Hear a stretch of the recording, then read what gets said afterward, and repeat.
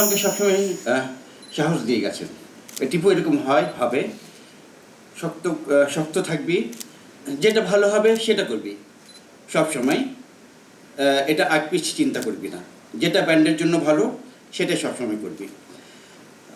আমাদের ব্যান্ড অনেকবার ভেঙেছে, কিন্তু উনি সবসময় আমাকে গাইড করে গেছেন, বলেছেন এভাবে এভাবে কর।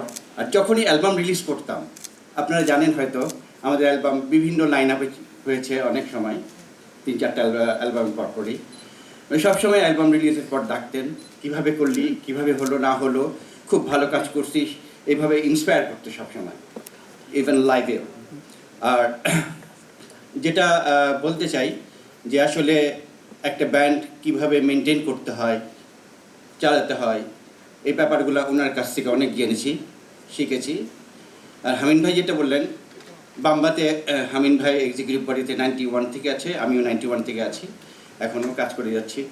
হামিন ভাইকে যখন উনি সবসময় বলতেন আপনাকে থাকতেই হবে, সেই সাথে আমাকেও বলতেন, স্পেশালি বাচ্চু ভাই, সেই সাথে পার্থদা, তোদেরকে থাকতে হবে, তোদেরকে আগায় নিতে হবে, নাহলে সবাইকে আমরা এক রাখতে পারবো না, তোরা চালায় যা, আমরা সবসময় যখন যা করতে হবে আমরা আছি তোদের সাথে। এই অনুপ্রেরণাগুলো আসলে ভোলার মতো না। সবসময় বাচ্চু ভাইয়ের জন্য দোয়া করি সবসময়। আমাদের ব্যান্ড মিউজিক ইন্ডাস্ট্রিতে আমি যেটা একটা উপমান দিতে চাই, পাখির যেমন 2টা পাখা নিয়ে আগায়, একটা পাখা যেমন ভেঙে যায়, আমার ব্যান্ড মিউজিকে একটা পাখা কিন্তু অলরেডি ভেঙে গেছে, বাচ্চু ভাই নাই।